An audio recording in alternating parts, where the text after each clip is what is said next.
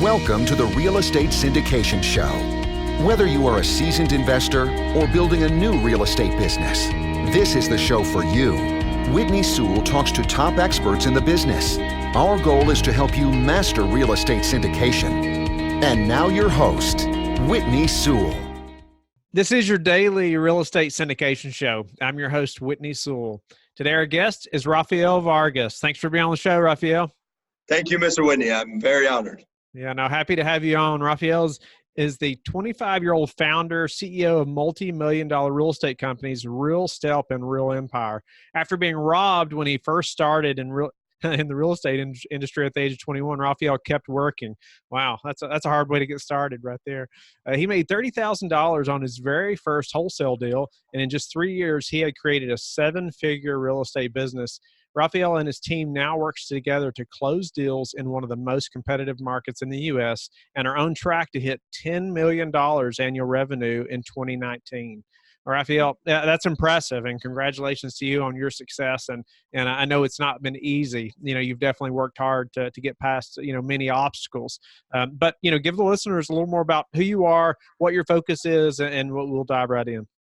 Yeah, I appreciate that intro. So, yes, I did get robbed when I first got started in real estate. A lot of people don't know, or people that know my story know that I got started with very humble beginnings in my mother's basement. Did not graduate high school, barely. Did not graduate. I got kicked out of high school. I actually went to an alternative school. So graduated with the GED, never graduated, never went to university. So I have no college experience, no formal education, let's say. And so starting off at the age of 21, it was really difficult for me to understand and grasp the concept of real estate, not having mentors, not having a father figure at that time, only having my mentally disabled brother and my single mother who was working 2 jobs and trying to go to college at that time. So she was in my ear all day telling me to go get a job, help support the family. We were financially struggling, and I told my mom one day, I promise you, I will retire you 100%. I will become a multimillionaire real estate investor. And 7 years later, that's what I did. I became a multimillionaire real estate investor, invest in commercial assets. As you said, this year, our company's on track to do over $10 million. My multiple collective of companies. So I own over seven primary companies. So I have my wholesale company, our education company. So collectively, companies are doing over $10 million in revenue this year, probably closer to around $12 million to be exact. And so just huge blessings from God. I own over $10 million in real estate assets, commercial and residential. I've syndicated deals as well. I have a very strong focus right now on massively acquiring commercial assets. So self-storage, multifamily, those are my 2 main asset classes that we're focusing on. And so just kind of shows you that, it doesn't matter what your background is, doesn't matter who you are, doesn't matter what your skin color is, doesn't matter your education level. Real estate success is possible for anybody. If you have the right guidance, the right mentors in your life, anyone can be successful in this. So Awesome. So, maybe tell us, I know your initial focus is wholesaling, and that's where you've really got started in this real estate industry. And so give us a little background on that and elaborate a little bit on your team, and let's go into that team that you've built and some things maybe that you're doing different that no one else is willing to do in the market. Yeah, and so I always tell people, wholesaling is a great entryway to get into real estate, right? I was a doofus, I was a knucklehead, I was not the smartest guy in my school at all, and so wholesaling was an easy concept for me to grasp when first getting started. So what wholesaling is, some listeners may or may not know it, is we find motivated sellers, single-family properties. We secure them under a contract, let's say for $100,000 to purchase. And then we take that contract and we sell it to another investor for $120,000. We'll make a $20,000 spread, an assignment fee, make $20,000. The investor will buy it for $120,000. The homeowner walks away with $100,000. We make the $20,000. So that concept was super easy, and I loved it because I didn't have any money getting started off. And you can flip contracts literally with no money, no credit. Right. So I love that concept. So when I was first getting started, it took me a long time to get my first deal. When I first got my deal, I made $30,000. I was like, wow, this is amazing. It took me 9 months to actually get that deal. And I said, if I can do this once, can I do this 10 times? And then the next year I did it 10 times. I made $300,000 solopreneur. I said, wow, I'm 22 years old making $300,000.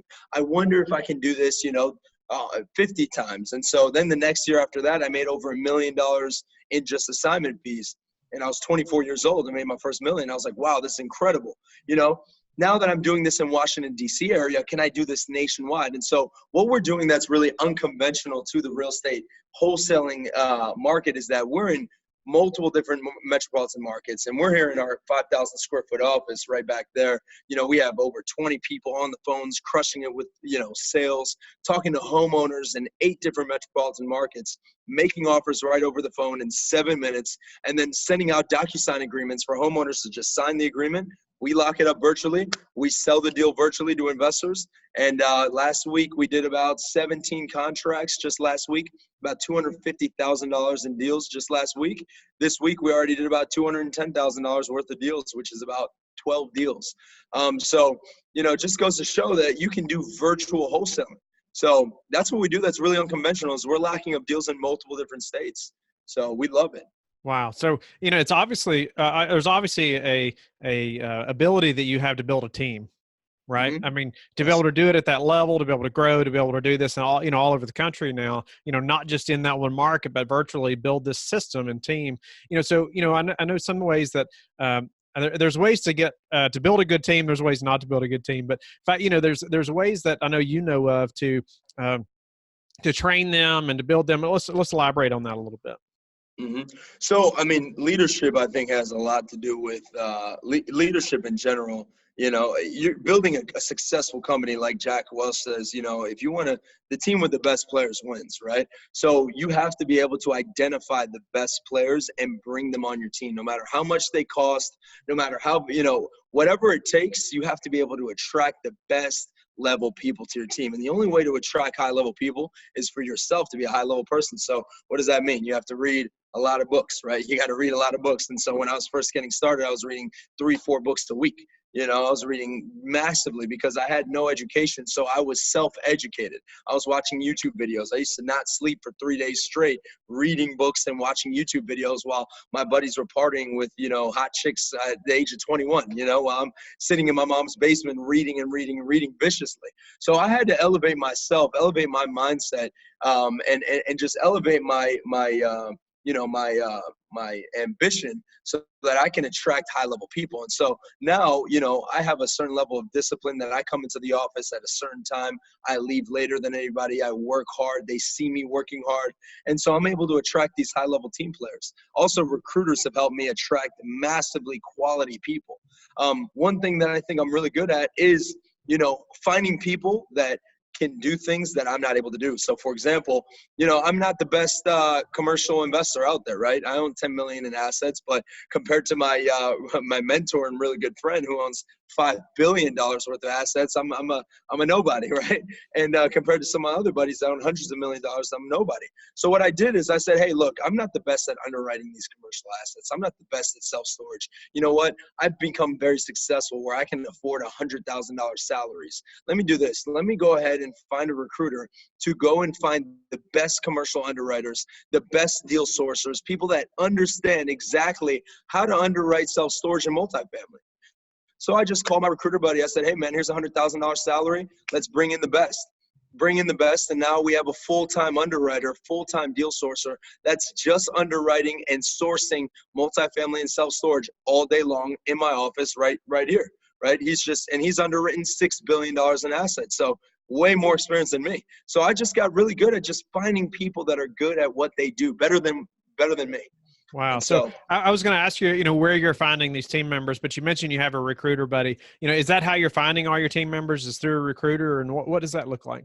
Yeah, a lot through a recruiter, a lot through word of mouth, Indeed. I mean, a lot, just Indeed, WiseHire, and recruiters. I mean, that through those means, I mean, you're going to win. And there's an amazing site. You know what? Let me pull it up. It is called, if you know, a lot of people are going to get value from this show, the syndication. So if you go to selectleaders.com, it's specific to hiring people that are in the commercial real estate business. So you put ads on selectleaders.com. You can find people that have had so much experience in underwriting, you know, appraising. I mean, whatever you're looking for when it comes to commercial real estate. So that's what we did, you know. Wow. No, that's a great resource. I appreciate you sharing that. And so okay, so now you've built your team, you found these team members, how do you incentivize them, or how do you retain them? How do you, create this environment where they want to work that hard for you and stay with you? That's a great question. And if I showed you my office right now, I walked out that door, you would see a room full of people screaming on the phones. There's music. I mean, you can't hear it right now, but we have music just blasting like crazy, loud, good, positive vibe music's blasting. We get snacks for them every single day. We have Bang energy drinks if they need them. We're just hustlers. So when you walk in, you're immediately like, it's just so much positivity, and the environment is super cool. We have these cool lounge chairs. The desks are all standing desks. It's just the coolest environment. So why wouldn't anybody want to work? People love working for our company. So it's just the vibes are just amazing, Wow. Any other ways that you incentivize them? Or are they like any kind of percentages, or you don't have to give exact numbers, but is there any way that, they are going to work a little harder because of anything you're doing? Yeah, so for our commercial acquisitions, specialist, underwriter, he gets a percentage of equity on the deals that he sources. So he'll get a small percentage of equity on the deals that he sources, and then he obviously gets a salary on top of that. Everyone in our office pretty much gets a salary, and they get a percentage of commission. So we just have high performers here, man, high performers. And so they're, multiple six-figure earners in our office, so. Nice. So I know you got started and you've built this business through wholesaling. You've built a very successful business, but you are also now you syndicated a deal in California, and then you're also have an LOI on another multi-million-dollar self-storage project now. Tell me about that transition from wholesaling into syndication, and maybe even why you would do that. Why would you not just continue to grow your the wholesaling business, which you probably are, but why move into syndication as well? It's a great question. So wholesaling is great for cash, right? Make amazing amount of cash. Our company, again, we're doing over $4 million a year in just wholesaling. So cash is amazing, and I was able to, buy a lot of really cool stuff. I'm a young guy. I have a Lamborghini Aventador, my dream car. I have a BMW i8. I live in an awesome penthouse. So live all these cool stuff. I retired my mother full time. So the cash was great.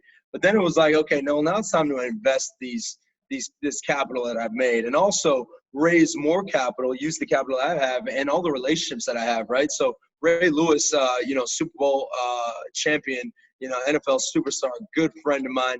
We're in business together. We're in a solar energy business together. And, he was like, hey man, let's invest my capital as well. Let's invest my NFL buddies' capital, and let's start showing these NFL knuckleheads how to invest their capital the right way. So, kind of ideas of the high net worth individuals that I have relationships with that are not involved in real estate, other entrepreneur buddies that are in multi-level marketing companies, stuff like that. They're hitting me up like, dude, I have $1 million, $2 million, what do I do with it? I want to invest with you. And so I'm getting all these I'm pretty big on social media. So I'm getting DMs and calls from all my buddies like, dude, we want to invest in real estate. You're the real estate guy.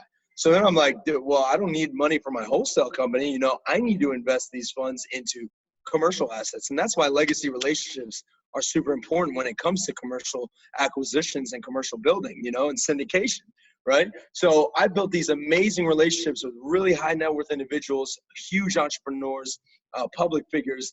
And so now I got all this capital. And so now I'm like, I need to invest in real estate. I don't know how to do that, right? So my first project, I built a relationship with a nonprofit organization. So my office building that I own in California, single tenant, triple net building, great cash flow, right? It's very hands-off, triple net, single tenant situation. So built this relationship. The way I got that deal is, and this is a great way for your syndicators to get deals too.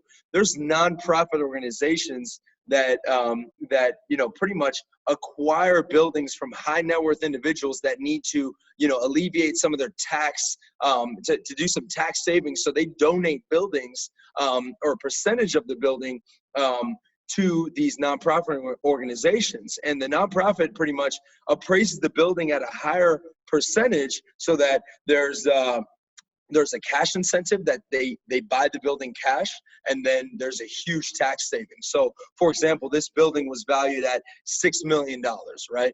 And the seller received $3 million cash and then $3 million in tax savings from this nonprofit. So now this nonprofit has really a $5 million asset that they're now reselling to an investor like me for $4 million. So they're making $1 million that gets donated to their charity. They're selling it to an investor for $4 million. The building's valued at $6 million. So now everyone wins on the deal. And so that's where we acquired our first deal, man. And that's where we syndicated it, just from the relationships that I have, syndicated. I put up a couple $100,000. Then we had a couple other syndicators put up some LP partners put up some money, and that's how we got the deal done. How did you make that connection with that nonprofit? That's a great question. Actually, it was through a Bible. A Bible study group that I was involved in here in Tampa. And it wasn't strictly, but it was really full of real estate commercial entrepreneur guys. That's where I met one of my mentors who owns $5 billion worth of assets. They actually own the San Francisco 49ers as well. So that's where I met them. So, just through a Bible study group, and he said, "Hey man, this is what we do. We get, these off-market properties, commercial assets donated to us, and we resell them to investors and developers like you." So built that relationship, went to their headquarters, and that's how we did it. What about all these the high net worth individuals you're mentioning? How are you meeting those? Or how initially you didn't know any of these people, then all of a sudden these high net worth individuals you mentioned are contacting you, and they have this money they want to invest. Pretty much every listener wishes they had that problem, right? Yeah. So how did you start to develop those relationships? Say very early on, how did you meet them? Yep, I think that's a phenomenal question. So one thing that I did was, I always say what I'm going to do, right? I always do what I say I'm going to do, and I follow through with that. But the biggest way that's really helped me, not only is being obviously a man of character in business, but another thing that really helped me was through my social media, my Instagram, right? So my Instagram, I have about 110,000 followers on Instagram, pretty actively out there, putting myself out there. A lot of people want to raise money, but they're not telling anybody they're in commercial real estate. They're not telling people, hey, I got this deal I'm working on. You got to tell people, show people on a daily basis, whether it's through social media, whether it's through going to other conventions that are not real estate related at all, whether that's being part of EO, which is entrepreneurs organization in your area, where there's so many entrepreneurs that aren't in real estate and they're getting, 3% returns or, risking it in the stock market. And, you tell them, hey, I'm this real estate guy I just got this deal done. Or you can use your partner, right? Maybe you have a relationship with a real estate buddy, and that's your partner starting off. Hey, we just got a deal done, gave our investors 15% returns. It was crazy. Just got it done. And you just start talking about this stuff, and people they start getting interested. Like, hey, hold on, this real estate thing, this sounds cool.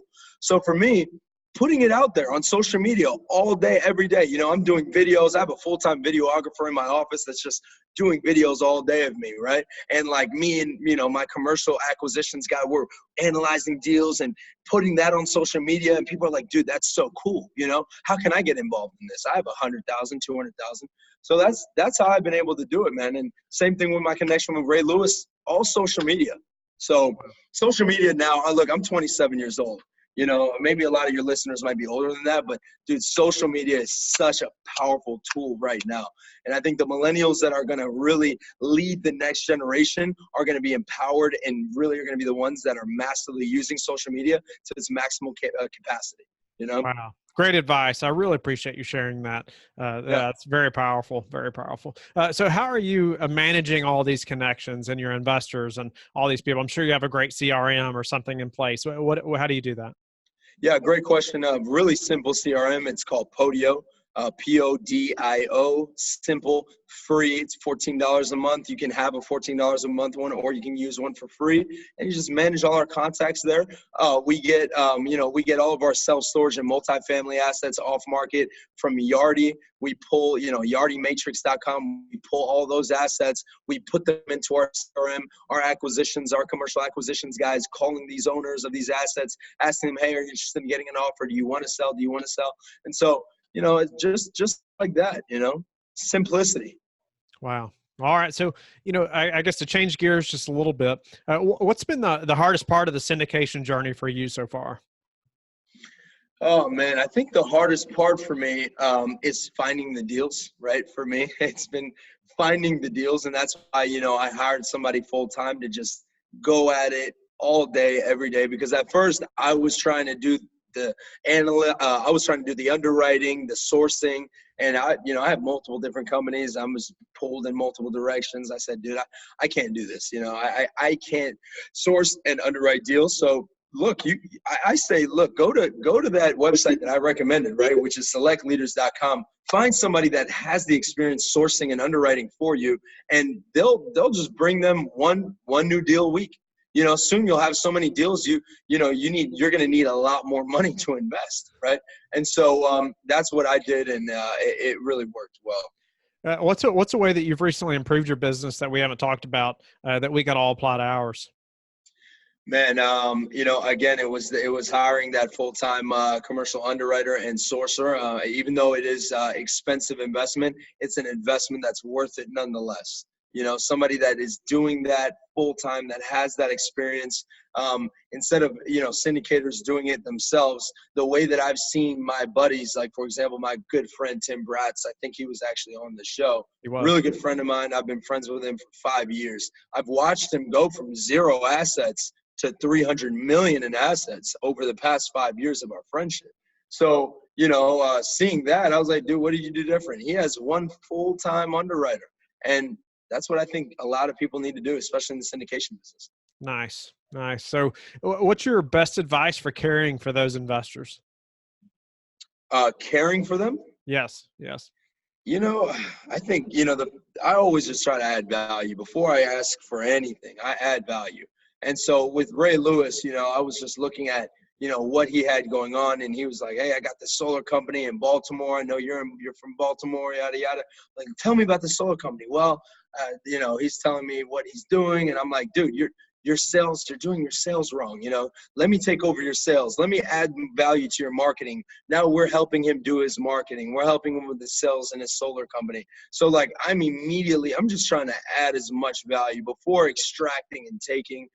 I get hundreds of DMs, a day, from people just trying to take and take. Hey, let me get into real estate. Tell me how to do real estate. It's like, high level people that have money. They don't want that. They don't want to hear that. They want to help people. Without a doubt, we want to help people. We want to first see that, hey, are you able to provide us value first? And if you're able to do that, you'll get an abundance. The world will give you so much more than what you expected. So, number one thing that's contributed to your success? God, my relationship with God and my faith is number one thing. Without a doubt, I don't even have to think about that, because I shouldn't be here. At the age of 20 years old, people were trying to murder me. I was going through a lot of crazy stuff. I should not be here. The way that my life has been is not serendipity. It's not it just happened. It has been directed perfectly by God. And I think God has been, God seeks the earth, looking for people that are willing to just follow his path. And I think one thing that I was willing to do was, I was so desperate in my mother's basement, struggling so hard, financially, spiritually, mentally, physically, struggling, watching my family struggle the same way. I was willing to do whatever it took. And I had to rely on God, because I didn't believe in God and spirituality, all this stuff, when I was involved in all the, bad street life that I was doing. So it forced me. I had to rely on God to just direct my life, and wouldn't change it for the world. And, and now I'm here today. So awesome. I couldn't agree more. I appreciate you sharing that. That's awesome. How do you like to give back? That's a great question. So we actually are doing this really cool idea where we're going to start coaching and teaching people how to do real estate wholesaling for free, with pretty much pay as you pay whatever you wish kind of ideal. And I think it's going to go really viral, where we're going to train people on real estate, and they can pay either $1 or $5,000. And we're going to do this every single quarter where we train people how to do real estate investing, and they can invest whatever it is. All those proceeds will go directly to nonprofit organizations that I'm a part of. I'm partnered with an alternative school. I went to an alternative school. I know the negative effect it had on me. When going to a school full of gang members, you immediately just get worse. And that's what happened with me. And it almost cost me my life doing that and involving myself with those people. So I'm partnering with an alternative school that we're consistently, paying for the kids that can't even afford shirts. It's crazy to think that people in my backyard in Tampa, there's kids with crackhead mothers, no fathers. They're coming into school with rips in their shirt, holes in their shoes.